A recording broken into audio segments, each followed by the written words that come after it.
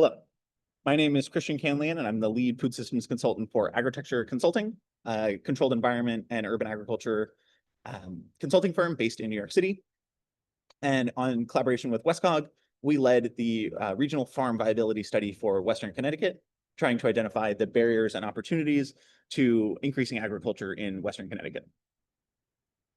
So in addition to collaborating with the Westcog planning and leadership teams, the assistance from Scott Snodgrass at the Edible Group was crucial to conducting the technical code and zoning review of the 18 municipalities in Western Connecticut. Scott has deep expertise in agricultural enterprise development, especially integrating farms into residential developments and what's known as agri-hoods. He's based out of Houston, Texas, and led our technical code review utilizing his expertise in that field. My expertise is in plant science, regional food distribution, and community food systems. And so I led our farmer outreach, our policy review, as well as drafting the report itself. So I'll start today by introducing the study, the purpose, a little bit about our methodology. I'll discuss the key findings from our survey, both to farmers and local stakeholders. I'll discuss the key findings from our code and zoning review, both of the Westcog region as a whole and then the 18 municipalities individually. We have recommendations for both. I'll discuss the implications of the right to farm laws in Connecticut and present some regional recommendations as well. And just to note that given that this training is tailored for a technical planning audience, I'll be focusing on what's most relevant for the planning and zoning implications of this study. So just to start off, this study was conducted via an RFP that Westcog put out that Agritecture was selected for, and I led our work on behalf of Agritecture and our partners with the main goal to identify the impediments and opportunities around farming in the Western Connecticut region.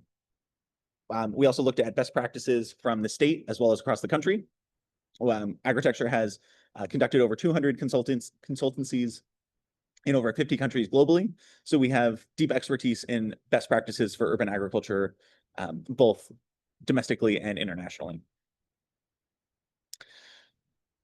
We also did an examination of the micro and macroeconomic challenges that farmers in Western Connecticut are facing, and especially how those challenges are different than nationally. So given that Western Connecticut has a high density of expensive land and a close proximity to major metropolitan areas, we looked at the implications of those demographic factors and regional kind of geography on how farming takes shape in Western Connecticut as well. And this study was also done in close collaboration with the Study Advisory Committee, made up of food system professionals, local government stakeholders, town planners, elected officials, as well as the Westcog team itself. So we really tried to leverage all of the connections in the region and try to speak with as many farmers and food system professionals as we could. So the process that the study took was initially an inventory of local farms and support organizations, everything from NOFA to economic development offices to technical support agencies, equipment rentals, energy departments. We really tried to run the full gamut of the food system from seed to waste management, understanding that all of these pieces have to work together in a functional agro ecosystem and a functional business ecosystem. So we tried to take that holistic perspective. We conducted about 30 one-on-one interviews with stakeholders, including farmers, technical support professionals, nonprofits, elected officials, town planners, et cetera. We fielded a survey to local residents, garnering over 300 responses. The purpose of that was to gauge residents' willingness to support local agriculture and what their barriers were to doing so if they were interested. We conducted an in-depth regulatory review of all 18 municipalities in the Western Connecticut region, identifying locality-specific changes that should be made to their code and zoning ordinances in order to be more favorable towards agriculture. We met regularly with the Study Advisory Committee. I drafted a sustainability analysis for local policymakers that talks about the most actionable ways that local governments can reduce the carbon footprint of their food systems, the best ways they can bring more food production closer to their consumers, to their residents. and what choices we all have to make the world a more sustainable place from a food perspective. And there were also multiple chances for stakeholders to provide feedback on the report as it was drafted. So the first step was our inventory of existing farms. We focused on commercial farms for the study. We do discuss kind of hobby farming and kind of secondary farming a little bit later, but our primary focus was commercial farms. We created a map of current active commercial farms in the region. We verified that they were all still active and plotted them on a GIS map. We also developed GIS maps for potential commercial farmland. So farmland that met certain criteria that could be developed into commercial farmland, as well as hobby and secondary use farmland. So I'll show you some of those maps now. The first map is existing farmland. And so you can see not a terrible amount of land cover across the entire region. It's about 60 parcels, 60 businesses altogether. The interesting thing here, despite their relative paucity, is that they run the full spectrum of production methods and distribution schemes. We saw vineyards, breweries, row crop farms, animal husbandry and livestock operations, specialty vegetables, tree crops, a little bit of dairy, generally not nearly as much dairy as the region had seen historically. That's been one of the big shifts, is the decrease in dairy farming. The primary responsibility for that is farm consolidation, which is not unique to Western Connecticut, has been actually an international trend, but especially here in the US, farms have been consolidating at a rapid rate since about the 1970s. And that leads to a fewer number of bigger and bigger farms.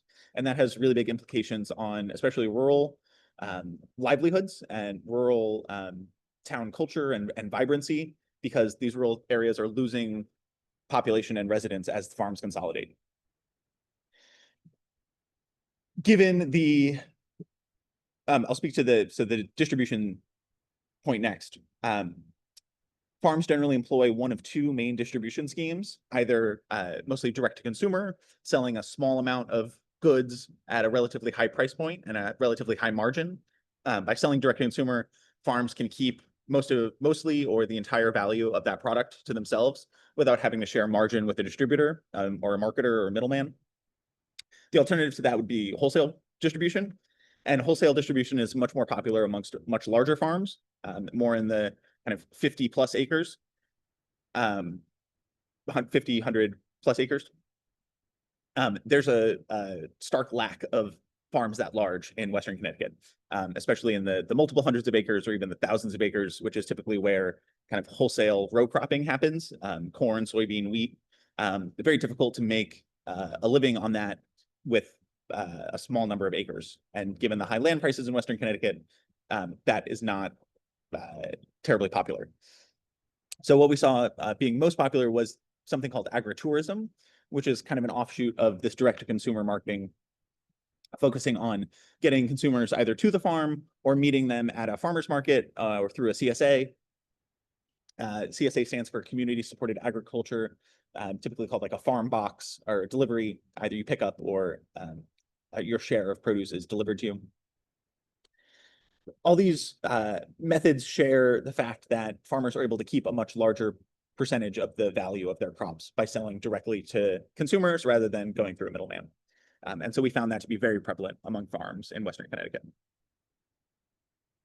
This second map is farmland that could potentially be used for commercial production. So it's a little bit more optimistic than the first map. You'll see the highest concentration is in the north part of the region. Not shockingly, that's where parcels tend to be larger. The land is slightly more available, slightly cheaper. And these municipalities have a strong history of farming as well. So the criteria used for identifying these parcels were, they were at least 3 acres in size, 2 miles from a Superfund site, most of which were in Norwalk, had less than a 10% slope, and had some percentage of their land within the parcel designated as USDA prime farmland. So the entire parcel didn't have to be prime farmland, but at least some percentage of the parcel had to be considered USDA prime farmland, as well as not including any registered wetlands or state forests. And this final map is potential secondary farmland, So the key difference here is that it's parcels of only at least 1 acre. And the distinction here is that um, based on our research and our experience in the industry, having at least 3 acres is the minimum to run a commercial business, to truly make a living farming. Even with the most profitable and innovative methods, generally you still need at least 3 acres. And so the takeaway from this second map here is that most of the land in Western Connecticut is suitable for at least secondary farming or hobby farming. And so we'll discuss the implications for that in terms of the code and regulatory environment. But this is certainly encouraging in that agriculture could make up a much larger base, a much larger presence in Western Connecticut. So the survey we fielded had over 330 responses, which we were very pleased with. We had respondents from 15 of the 18 municipalities, as well as 16 farmers. We put up flyers in local areas, downtowns and libraries and things like that. Fielded it in both English and Spanish, and really wanted to get a sense of how local residents responded and felt about agriculture, whether they valued it, whether they were willing to support it, and if they were interested in supporting it, what their biggest barriers were to doing so. So some of the questions we asked, we'll go through the farmer survey first. We have a separate survey for farmers and one for residents. Farmers, we asked them, were there zoning or permitting restrictions negatively affecting your farm? And a few people said a great deal, but generally most farmers said there were kind of moderate or minor zoning and permitting issues. And we attributed this generally to the kind of nascent state of farming in Western Connecticut and the fact that many farms probably haven't gotten large enough to interfere with their town planners or zoners or try to expand in that way where they would encounter this kind of pushback or legality.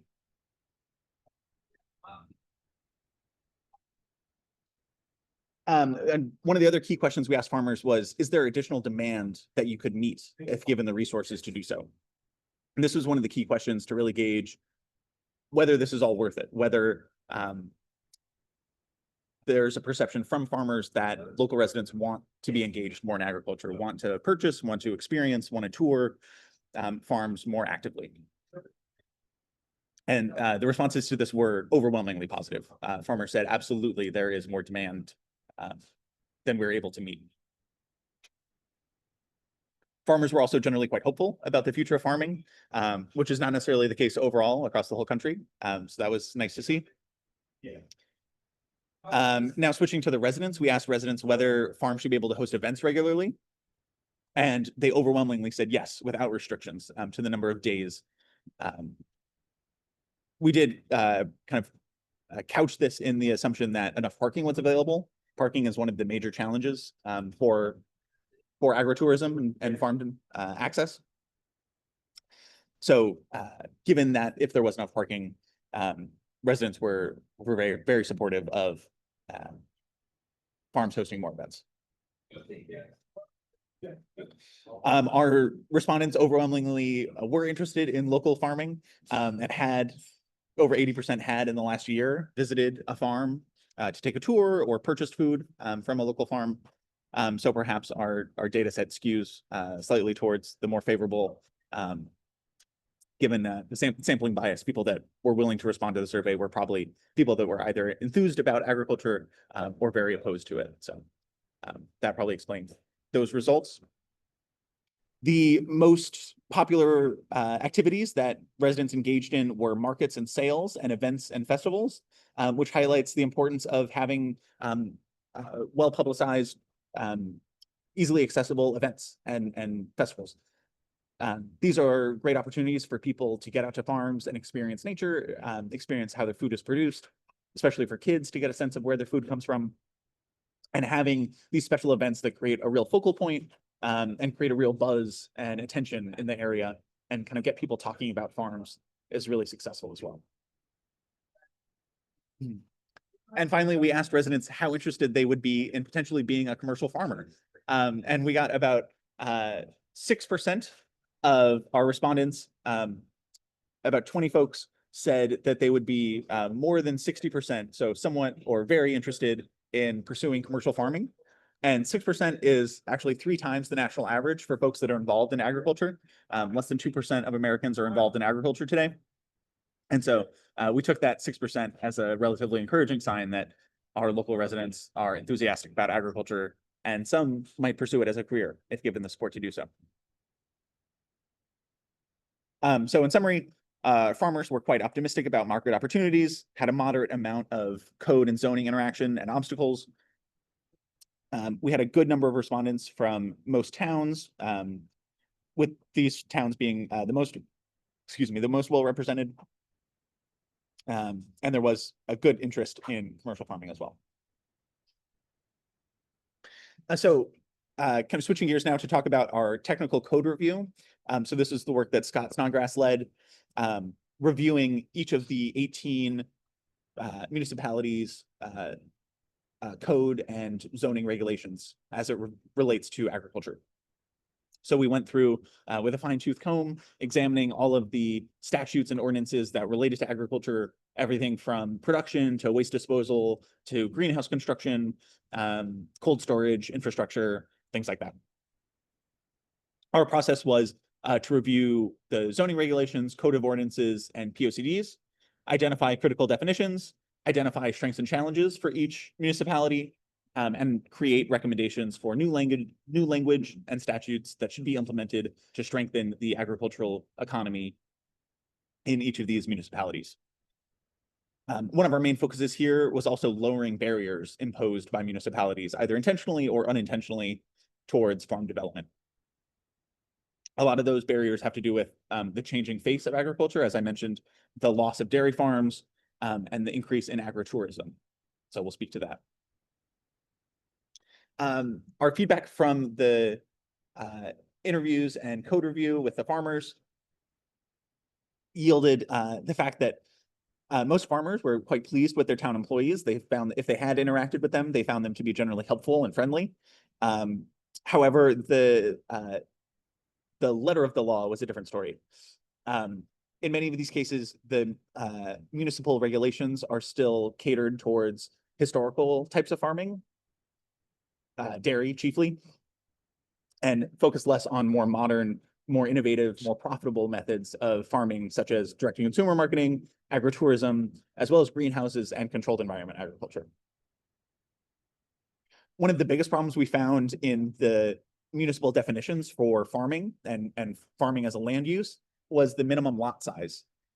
Many of these municipalities had 5 or 10 acre minimum sizes to be registered as a farm, which, in addition to registering your land under your land use as farming as your primary land use, also prohibits you from getting the state tax abatement for farmland. Public Act 490 is the state law that allows farmers to deduct the value of their agricultural land, not their homes, but the agricultural production land, from their taxes. Farmers said that this tax abatement was helpful, but not nearly enough. I spoke to one farmer who said of their house sits on about an acre of land and has maybe $30,000 in taxes a year. And their farmland is over 30 or 40 acres and less than $1,000 in taxes a year. So we need to look holistically at farmers need a place to live and whether farmers can withdraw the value of their farm residence from their taxes owed is something that we're going to talk about later on too. That might be, that was one of our recommendations for the state legislature, was to consider including the value of property tax for a certified farm residence if farming is the primary use, allowing that tax to be deducted as well. So some of the other major pain points that we heard from farmers were event permitting and time. The time required to obtain event permits was wildly prohibitive. Certain municipalities require you to register separately for every event. Say every weekend farmers market that you were to host, you would have to get a separate certificate. Very often, farmers have to go to several different agencies to get separate approvals for things like parking or food or sales or alcohol if they're trying to sell alcohol. And all of these processes create unnecessary hoops for farmers to jump through and discourage the type of economic innovation that we want to see from farmers in terms of engaging the public in a way that the public is clearly responding to. We had over 300 respondents overwhelmingly saying they were deeply supportive of local agriculture and wanted to see more local agriculture in their communities. But the barriers that municipalities have unintentionally or intentionally put in place are really slowing that down. One of the other key points that we heard from farmers is that farmers markets are often saturated. And this is especially the case in the vegetable market. Things like tree fruit and value-added products, preserves, jams, jellies, pickles, even things like wine and beer tend to be less competitive than market segments that have lower barriers to entry. So vegetables is one of the easiest things to get into. The equipment is relatively minimal, depending on the scale, much easier than, say, row cropping or animal husbandry, much cheaper to get into as a new farmer. So we typically see that's where young farmers and new farmers start, is in vegetables. However, there's an overabundance of vegetable farms to begin with, and so selling them at farmers markets becomes very difficult. So one of the things we recommended to address this is alleviating some of this permitting process around events and trying to make it easier for farms to host events and get customers onto their farm where they can sell direct to the consumer and retain the full margin of their products. Going a little bit more in depth here, some municipalities, this is more on the zoning side, some municipalities do not refer to agriculture at all and don't even have a definition, especially some of the more densely suburban towns in the southern part of the region don't refer to agriculture at all in their zoning and ordinances, which create the appearance of a de facto ban on farming or construction, because anyone who tries to farm could theoretically be in violation or in non-compliance with their local code and zoning regulations. Even if farming is referenced and there is a definition for farming as a land use, it's not always allowed as an accessory use. And again, we talked about one of the biggest opportunities in Connecticut is for accessory farming. We don't have a huge number of large parcels, which are necessary for a viable commercial business, but we have a large number of fertile small parcels that could be used for secondary farming use. One of the other biggest feedback points that we heard is that farm stand definitions often require paved parking spots or permanent bathrooms, each of which can cost upwards of $10,000, which for a small farm operating on razor thin margins and often self-funded is entirely prohibitive. And like I said, this type of agritourism and direct-to-consumer marketing is absolutely essential for small businesses to be viable. In order to make the margins they need to stay in business, they need customers to come to them. And if they're required to have paved parking spots or permanent bathrooms, that's a non-starter. Plans of conservation and development often prioritized existing agricultural businesses rather than encouraging innovation or the creation of new businesses. And this is a problem because we constantly need a new pipeline of new businesses in any industry, but especially farming, where the average age of farmers is aging quite significantly. We need new entrants into the industry. And prioritizing the preservation of existing farms rather than allowing the development of new farms is actively hindering that process. And finally, outdated zoning categories can unnecessarily overcomplicate farm development. For example, one municipality had a quote unquote farm residence zone that was their least dense zoned option, their least densely populated zone. And we heard from residents and from farmers that that has the perception of limiting farming to only that zone, when in reality, farming is an accepted use in other zones, but because of the existence of that farm residence zone, local residents have the perception that farming is only allowed in that zoning district. And so now I want to talk about the right to farm a little bit, which towns or which municipalities in Connecticut have right to farm laws, what it is, and why it's important. So state law 19A 341 is the Connecticut state law that protects farms from nuisance complaints due to these 5 sources: odor, noise, dust, the use of chemicals, chemical drift, and water pollution, except in the case of public or private drinking water supplies. So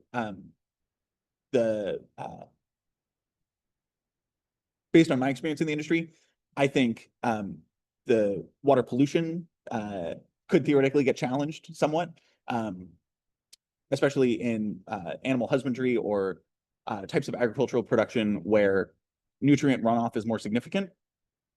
That would be things like row cropping and animal husbandry, especially at larger scales where there's manure sitting out in lagoons and things like that. Tends not to happen as much in Western Connecticut, but that is very much an issue in other states, especially in areas like North Carolina. They're dealing with really terrible water pollution from livestock. But generally, this Connecticut state law protects every farmer in Connecticut, whether or not the municipality has also adopted this language. In theory, this law should protect every farm that has been in operation for 1 year or has not substantially changed and follows generally accepted agricultural practices. And the definition for generally accepted agricultural practices is essentially at the discretion of the Commissioner of Agriculture or a designatee of the Commissioner of Agriculture. So it's not necessarily linked to GAP, good agricultural practices, which most farmers follow, especially larger ones that are selling into wholesale supermarkets and things like that. Almost always have to be GAP certified, good agricultural practices. But this is a different, looser definition, generally accepted agricultural practices. And again, is mostly at the discretion of the commissioner and the Department of Agriculture. Importantly, right to farm legislation does not protect against nuisance complaints owing to negligence or willful or reckless misconduct.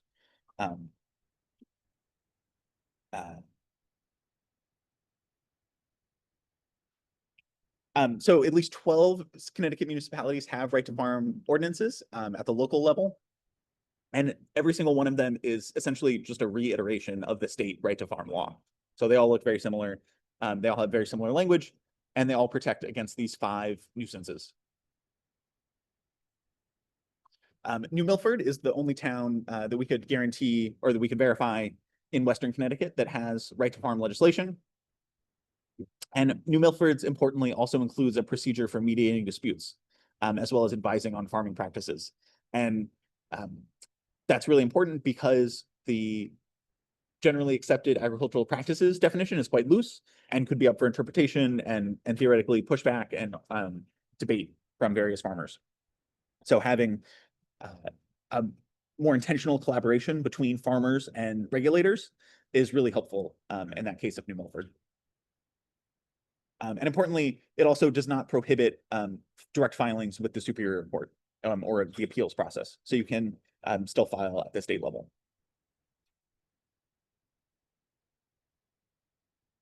So now I will talk a little bit about our regional recommendations, especially focusing on the first one around regulations.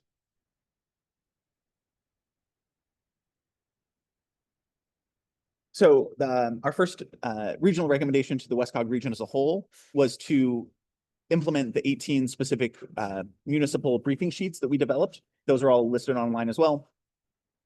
And these briefing sheets have local specific recommendations for language and ordinances that would directly alleviate barriers to farming in that municipality. And we tailored each of these recommendations to the density, demographics, and geography of those municipalities. So they should be relatively specific for each of those contexts. And the other really important piece here is the event permitting. Like I said, agritourism is the fastest growing sector. One of our local stakeholders used the phrase, "It's growing gangbusters," to describe how quickly agritourism is growing. And so farmers really need a way to capitalize on that valuable and profitable revenue stream. And like I said, events are the most popular way, based on the survey response, events are the most popular way that consumers are engaging with local farms. And so we need to lower the barriers to farmers hosting these events. Generally, the restrictions around these events have to do with parking and noise, and kind of nuisance violations. And so finding a way to balance, obviously, the kind of rights of the neighbors to enjoy their property with the rights of the farmers to make a living, and contribute to the community in a way that many people and our survey responses document are very supportive of, is really important to support the overall viability of farming in Western Connecticut. So our initial action items under this first recommendation were to distribute the briefing sheets to the relevant town officials, identify and resolve issues with the code updates in terms of compliance with outstanding laws or local public preference, and importantly, consulting with farmers to measure progress. And we designated leads for each of these action items to kind of help organize the process and figure out who needs to do what. And so we designated WestCog as the lead for this implementation of the 18 briefing sheets. The second action item was around event permitting, and the action items there are convening town planners and farmers to understand any onerous permitting procedures. Two examples that we identified in our code review were the limited duration special use permit in Reading and the temporary event permit in New Milford, which is actually a holdover from the traveling circus laws. And so, like I said, some of these laws are based around either dairy farming or traveling circuses or business models that don't really exist anymore and need to be updated for our modern context. We also recommended distributing sample language to standardize event permitting, which WestCog has experience in its role advocating for affordable housing and helping municipalities comply with the state's affordable housing laws. WestCog's role as a convener and communicator is really important, and we tried to leverage the network and relationships that WestCog has to bring all these important stakeholders together. I'll gloss over these final two, but I did mention this property tax abatement, and for those of you in local governments, might be relevant to you as well. Again, this is a state law, Public Act 490, but certainly collaboration between municipalities and state legislatures would be important to update this and change this. And like I said, I spoke with one farmer who pays 10 times more, at least 10 times more in property tax on their farm residents than on all of their farm production land. So even if we are allowing farmers to deduct the value of their productive land, that value is infinitely smaller than the value of housing in Western Connecticut. And so we need to address that.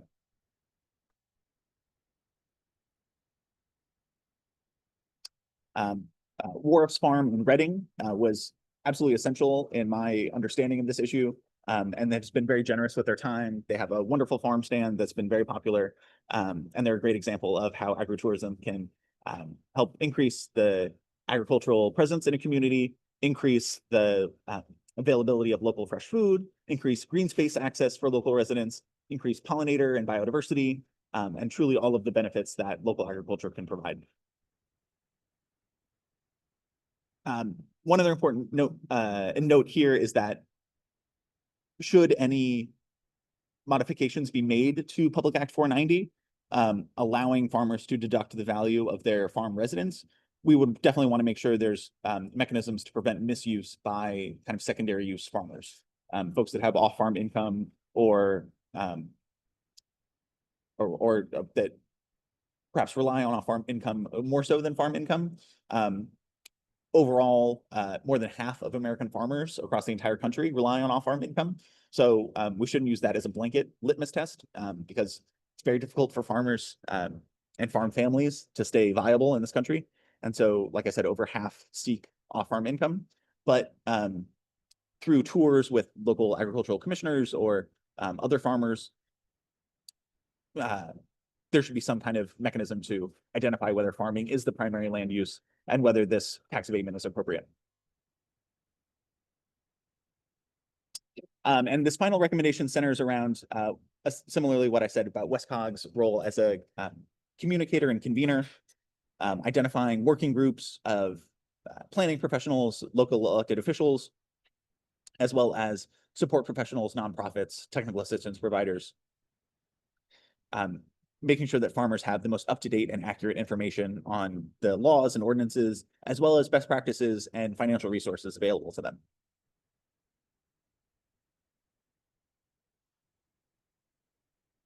And yeah, most of these action items are around convening and sharing best practices, identifying stakeholders for the group, and increasing collaboration. One other pain point that we heard from farmers was around farm labor. Again, not a challenge unique to Western Connecticut, but one resource that we recommend stakeholders discuss and more publicize more broadly is the H-2A program, the immigrant farm labor program that allows farms to bring in international workers to fill farm jobs if they can show that local Americans don't want to do that work. And this is a very popular program. And I've spoken with a number of farmers across the region and across the country who use this program, and they found it incredibly helpful. So thank you so much for your time. I would just like to end again by saying the key takeaways from this are certainly around the importance of agritourism and allowing farms to access consumers and get customers onto their farms, and lowering the barriers, especially around event permitting, licenses for food trucks, for alcohol sales, paved parking spots, permanent bathrooms. Those are some of the biggest pain points we heard from farmers who are really trying to improve, like I said, the ecosystem diversity, the resilience of our natural landscapes, the green space available for local residents, local fresh food availability, nutrition.